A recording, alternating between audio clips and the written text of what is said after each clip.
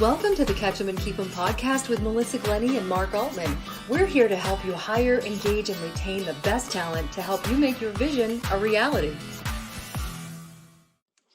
Hi, and welcome back to the Catch 'em and Keep 'em podcast. A lot has changed this year in the way that we are doing business. So we're talking about how recruitment plans and recruitment planning has been changing.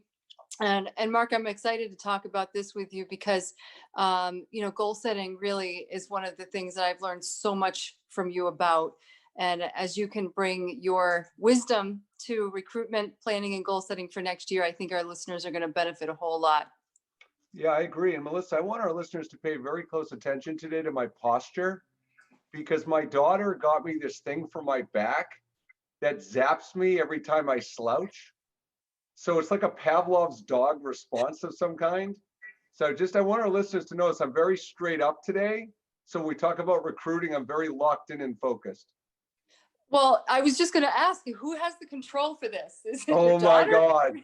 Oh my God. There was a great Cheers episode with Cliff Clavin, the mailman, where the psychiatrist controlled the zapper when he said something stupid. It was one of the funniest episodes. So yeah, no, luckily I have the controls. Well, that's a really cool gift. Kudos to her. Before we get to goal setting itself, there's two foundational aspects we want to cover. One is setting expectations, and the other is setting boundaries. So let's dive right into how to set expectations and why it's so important. One of the frustrations I think that I hear a lot from HR folks is that they have managers when they're recruiting who, they might have 12 departments or more, and the managers all have needs to recruit for their department. But it seems like they feel like they're the only ones. And it's very overwhelming for a lot of the clients that I work with. When you're coaching your clients on how to set expectations, maybe specifically with managers, how do you go about that? Well, and I think the first point to consider, Melissa, is that because so many people are overwhelmed with demands on their time and the expectations people have, what people typically do when they feel overwhelmed is they end up doing much less and they grab onto whatever they think they can actually control and avoid what they don't think they can control. And so with HR, one of the things that I think it's not only the point you're making, which is a great one about how everybody has job recs and hirings they want them to do, but with HR has so many demands on their time from everybody in the organization, even outside of the recruiting needs. So I think the first thing is we're talking about how does an HR person have the self-awareness to know that they need to manage somebody else's expectations. So when you get that fourth request from a fourth hiring manager with another job to fill, and you're sitting there like, you've got to be kidding me. It's got to start very simple. It's got to start saying, I'm feeling overwhelmed. I need to take a step back. I need to be assertive. I need to set expectations, and I need to communicate that I can help you with this. But based on the amount of work I have, here's the timeline I'm going to set forth. And I think it all starts with the awareness and then the initial setting of expectations.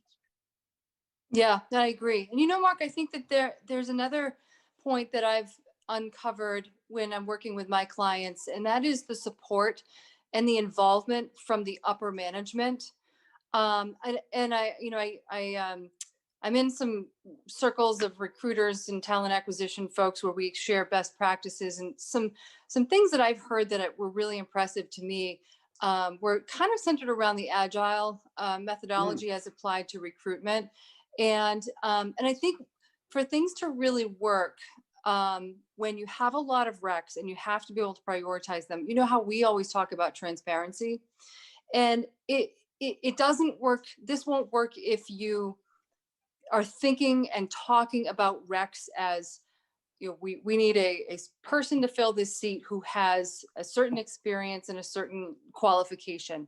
If you think about this stuff and you talk about it as a company in terms of problems that the company needs to solve and the severity and the urgency of the problem, equates to the resources and the time that need to be allocated to solve that problem. So it's less about, you know, this manager's need versus that manager's need and who's more important, but which problem is bigger and what do we need to focus on first? Yeah, well, Melissa, this reminds me of one of the best lessons you taught me that I think we discussed on one of our first shows. This was a Melissa Glenny special. So if you didn't get this, we're going to give you another opportunity to get it. But no, all kidding aside, it's when you're interviewing someone for a job and you look at all the qualifications, characteristics, experience you're looking for, you need to prioritize which of those things is most important. This is what Melissa taught you. You can't just treat everything the same. And so the analogy she's making there is the same goes for HR, right? So if you get 4 recs in, not each of those recs is equally important. And Melissa, to your point, so now it's about prioritizing, and then it's about how do you communicate to the person who's 4th on the list? Mm-hmm. You know, like, because it's one thing to set expectations and communicate timelines, but then when that person's like, well, wait a minute, why am I the last one to get it? And frankly, Melissa, if that conversation would need to take place and someone in the organization is dropping the ball and setting the mission and vision of the organization about the overall expectations, because that should be understood without the whole leadership team, and that shouldn't fall on HR, but it does. Mm-hmm. Yeah, and I think that, you know, if you do have transparency in the process and everyone from the top to the bottom of the organization is participating in establishing the priorities and understanding why they are what they are. I know of one company who has a point system, and so they establish, you know, so depending on the size of your company, and the number of recs you typically have. Let's say you start with 100 points, and it's determined that, you know, this particular problem or opening is really big. We need to assign 10 points to this. And when you're out of points, you're out of points, you know, so and it's just, it's mathematical. I like So that. you can't really argue with numbers if you can systemize it in a way like that. And everyone kind of gets their turn, you know. Yeah, I like that. So Okay. just another idea there. So Mark, do we want to talk about KPIs at all? I mean, we're talking about expectations. So, you know, I think like, as we're on the topic of numbers, it's a kind of a way that, yeah, I think it's an important aspect of managing expectations. Yeah, and I think Melissa, you know, I think our audience could benefit from it. I think it's very valuable to talk about KPIs, but I also think it'd be valuable to talk about them from a different perspective. Very often, you know, you and I are both in positions to give people guidance and recommendations on how to do things. I can't tell you how many companies I talk to that when I tell them KPIs, they don't even know what they are. I mean, seriously, there's a lot of companies out there saying, what does that mean? So let's back up a second. KPIs, for those of you who don't know, means key performance indicators. And they're really a way to measure whatever your priorities, goals, objectives are, they're a way to measure. So Melissa, I guess I would turn it over to you on this and ask you a couple things. First of all, you know, do you have opportunities at times where you're helping people either A, create them, B, evaluate them, or C, improve on them? I would imagine you must have clients frequently asking that. And how do you recommend, and what's your approach when you're working with clients on stuff like that? Well, I'll second what you just said. I think, you know, I more often than not, I'm sitting down at the table with someone who's in a higher capacity who it gives me a blank stare when I talk about KPIs. And it just hasn't been part of their world. So if somebody's just kind of getting started with it, I do recommend kind of a fundamental set. Time to fill is a really common one. Cost per hire. Retention, I think, is an important one to have in there. You could argue that that's not really so much recruitment, but it certainly ties to the results that the recruiting program is bringing. Most companies, when they're measuring retention, they look at first year fall off or first So, year. so Melissa, let me ask you 2 questions about that. First, the time to fill KPI, I think is simple, but it's hugely valuable. So my question for you on that is, what do you tell a client who hasn't been keeping track of that all along? Mhm. Because if they don't even have a foundational baseline, then what are they comparing it against? Yeah, I mean, I don't really have a good recommendation. If nobody's been tracking, then you're going to be hard pressed to go back and put the pieces together. So it's one of those things I just recommend. Just start and go forward. Is Yeah. there, but Melissa, is there like a best practice? You know, like when someone says to me, you know, what's your sales cycle? Or what should a sales cycle for be? Like, obviously every industry is different, but my point is I could give ranges. So for you, if you haven't been keeping track of time to fill and they said, okay, well, what should our target be? Is it too hard of a to give a generic answer, or how would you approach that? I do think that it's position specific. Okay. And there's some variable with the company circumstances. So let's just say, for example, if this has been part of the recruiting strategy that they were going to hire for certain positions, and they've known that for 6, 12 months or more, that's one set of circumstances. If they just got a massive new client because of something they didn't foresee and they suddenly need to hire people, that's a different set of circumstances. So, I think that you, I think it's important to consider the circumstances when you're making your decisions and agreeing upon what the target KPI is. Um, in some cases, you also, want to look at the supply and demand. So, one of the things we do for our clients when we start a search is we'll actually pull together analytics and show them supply and demand within Oh, various markets. So we can drill down pretty, to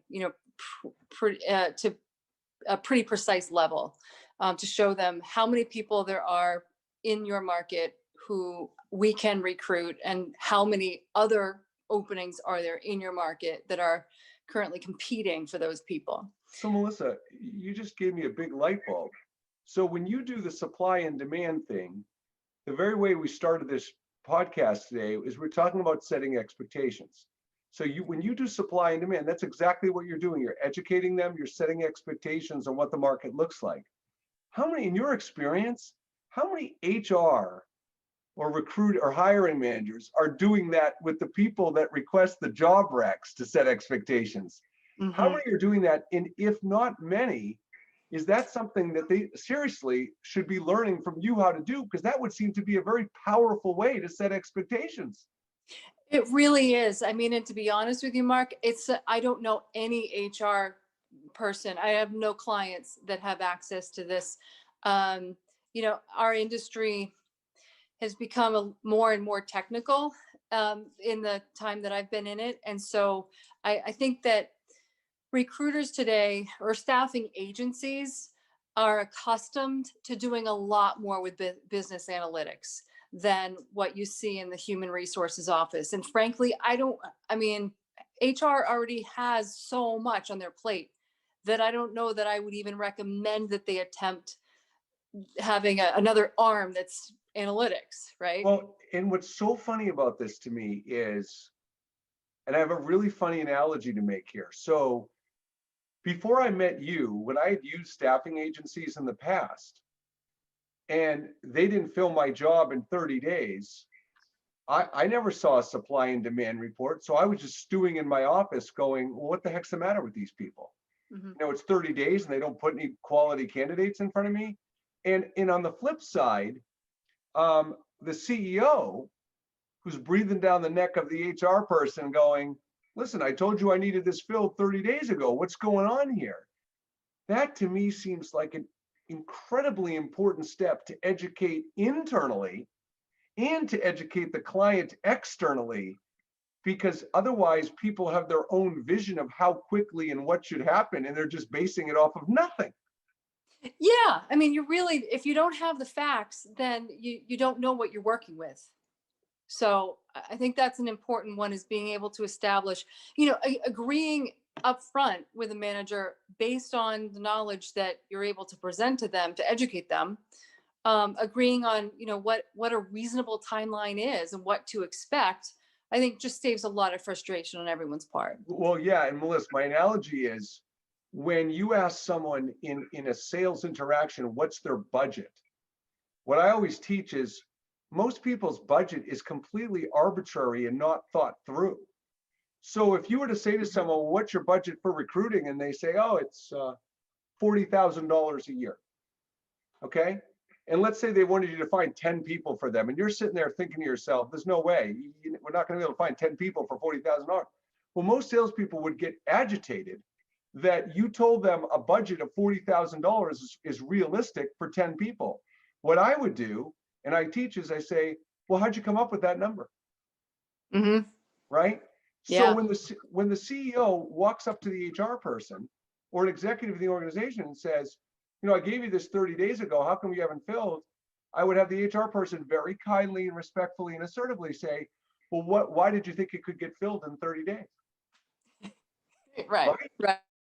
But people Right. get very defensive, and they feel like they have to justify their livelihood as opposed to just being curious and say, well, why did you have that expectation in the first place?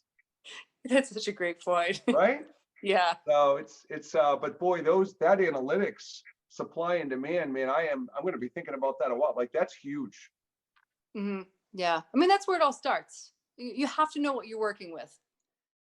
We're going to move on to talk about setting and holding boundaries when you're in a recruiting role supporting other managers, so you and they always have clarity and avoid frustration. But first, if you're interested in learning how to recruit, engage, and retain a high-achieving team, then we encourage you to subscribe and follow us wherever you choose, be it Spotify, Podbean, or YouTube. And we appreciate your likes, your shares, and your feedback so we can all keep learning together. Okay, let's dive back in. All right, Mark. So how about, the other aspect before we get to goals? Foundationally speaking, what about boundaries? I mean, this is such a key area, I think, for you too. In establishing expectations, I mean, people can expect, like you're just talking about, people can expect whatever they want, but how do you set those boundaries? Yeah, so I think there's three things. We're talking about being assertive, and I think there's three things that get in the way of setting boundaries. First of all is when you actually take the time to speak up, you actually feel that the person you're speaking up to will actually care and listen, right? And a lot of us have past experiences with people like, well, why bother? They're not going to be able to hear me anyway.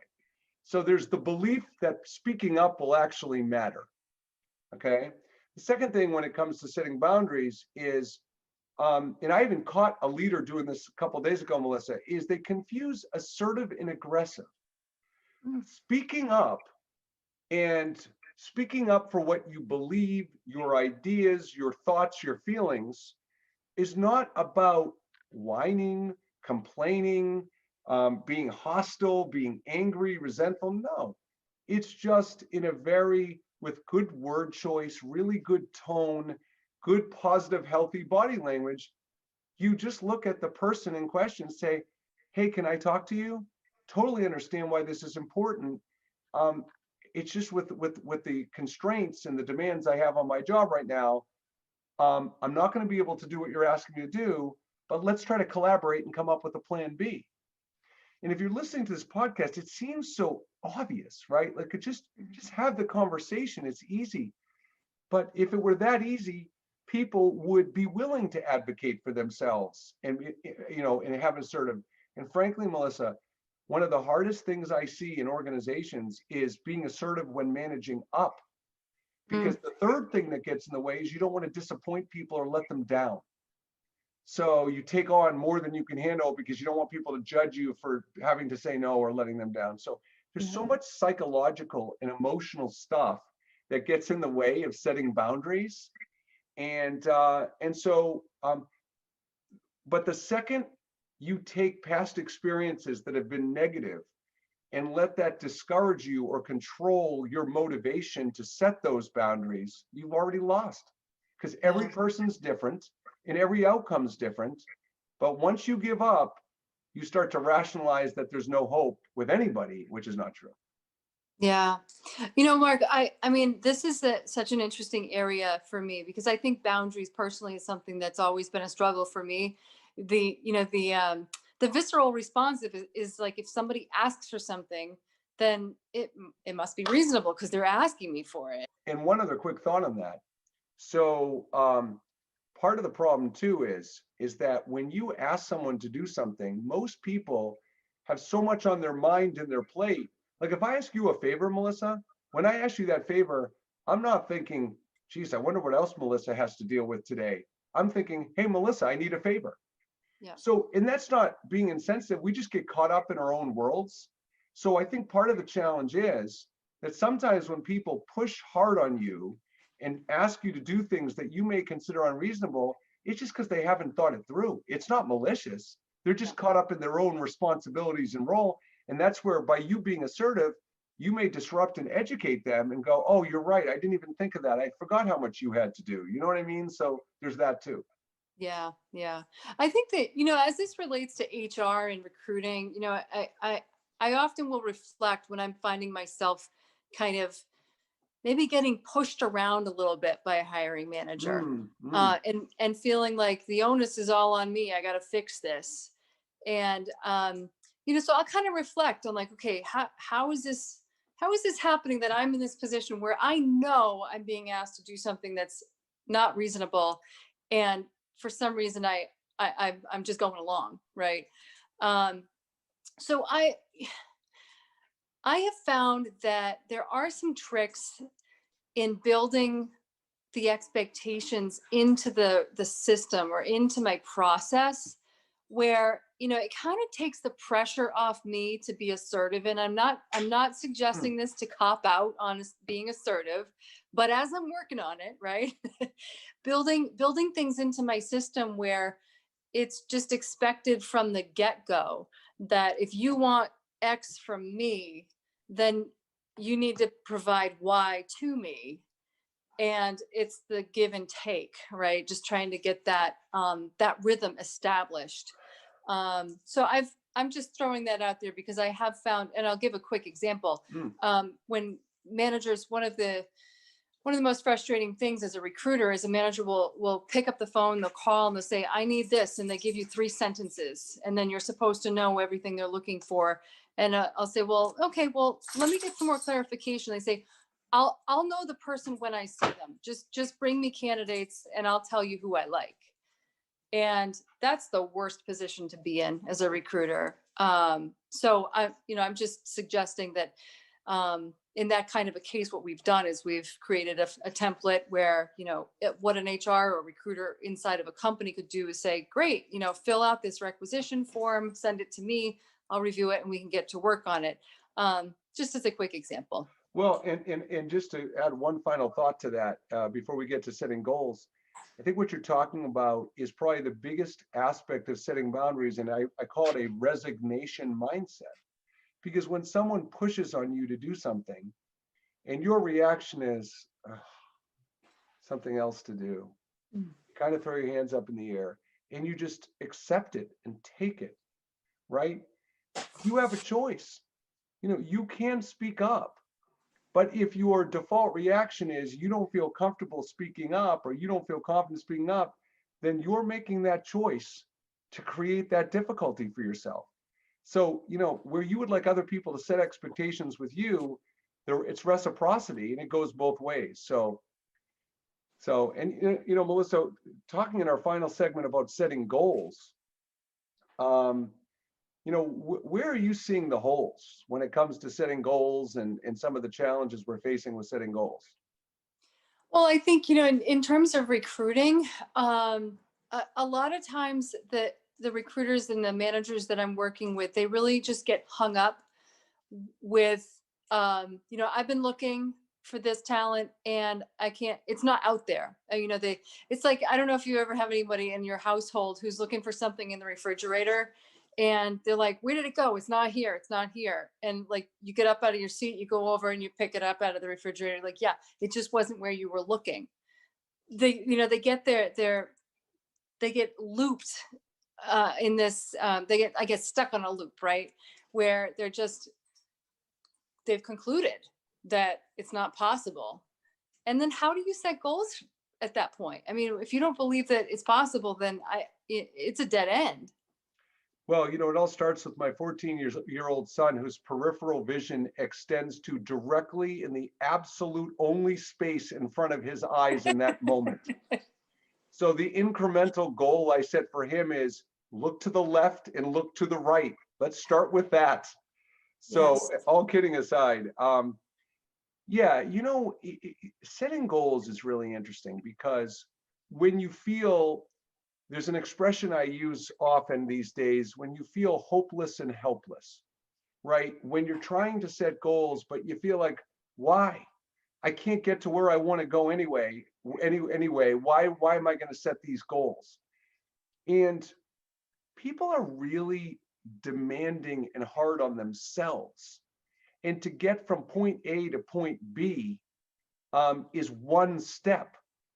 But unfortunately, a lot of people can't see doing it a step at a time, and they need to try to do it all at once. Hmm. So if the talent's not out there, then you know what I would say? If you were my client, Melissa, and you said, well, I'm struggling to set goals because the talent's not out there, then what I would do is the first goal I would set is I would look at the methods you're currently using to recruit and Hmm. set up some metrics or KPIs and to know whether any of them are working, none of them are working, all of them are working.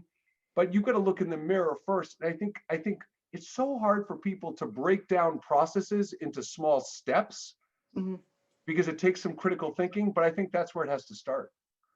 I agree, Mark. I think my first question when someone's telling me that the people aren't out there, the downstream metrics, when those aren't being met, we just go upstream and start looking at the things that lead to the ultimate results that we're looking for, and just do what you can control, and then I'll ask, well, what does your toolbox look like? I think to your point that you were just making, if they say, well, I've been posting the jobs here, here, and here. I've been, following up on every single application that comes in. I've been networking with this group, that group, that group. Then okay, great. So what if you find three more platforms for posting your jobs, and you find X number of new networks to start tapping into? Like, look right, look left, right? Those are the things that you can control. And kind of going back to the KPIs when we were talking about earlier, um, I am a fan of having a certain number of fundamental KPIs, but I think that you really need to have a fluid thought process around them, because sometimes, it doesn't make a lot of sense to just keep calling more people from the same pool that you've already been calling from. You need to look at a different set of metrics. So Melissa, I know your clients calling you for consulting at times, whether it's setting KPIs, evaluating their recruiting or retention strategy, whatever it might be. But the thing that's sticking out to me right now is when it comes to setting goals, what is it that you find that the demand is in the industry? So if you take all the calls you get, incoming calls, and all the clients you're helping, what are you finding the biggest areas you are giving people help? Because I got to be honest with you, when I think of, not your company, but when I think of recruiting or staffing companies, I'm so tunnel visioned is, oh, I need help recruiting or staffing, I'll call them. Oh, I don't need help recruiting and staffing, I won't. Mhm. I'm so tunnel visioned and I never think, geez, this is what these people do for a living. They're experts at recruiting. So what are you seeing the demand? We talked supply and demand. What are the demands right now and where are people needing you most, do you see? I think that in the work that we do with our clients, I mean, there's certain categories of demand that we work with, primarily, but I think overall, the where we really bring help to our clients as compared to, maybe speaking generally in the example you just gave, is the difference between an order taker and a recruiting consultant. Hmm. So, to what I was talking about earlier, and the way that we think about recs, a lot of times what I try to do with our clients is get them to think about the problems that are going to be solved by the person they're bringing in, and less so about the qualifications and the experience that they need, because there's so much that translates. And when you're looking left and looking right, um, you first of all, you open up the pool of candidates. You open up to more creative solutions or unique situations where someone can bring some perspective that you weren't even thinking they would be able to bring when you speak in terms of the actual problem solving aspect of a position. So, I think that would be the area where I think that we provide the greatest benefit to our clients, is being able to make sure that, like they say, I think it's Pareto rule, 80% of your, Principle. but thank you. 80% of your results are going to be based on that first 20% of what you do. Yeah. So let's focus on that 20% and make sure we're stepping out on the right foot. Awesome. All right. Well, that sounds good. And then any other thoughts, Melissa, as far as, proactive versus recruiting, like final suggestions or advice you could give, from the mindset of proactive and reactive recruiting? Yeah, my gosh. I live in such a reactive world because clients call me when they needed something yesterday, so, I think that going back to what I was saying about earlier, having the upper levels of management involved in the recruiting strategy and the process. So if you can approach your upper management and really show them how their involvement will, number one, allow the company to hire faster, which is hugely important because candidate shelf life is very short today.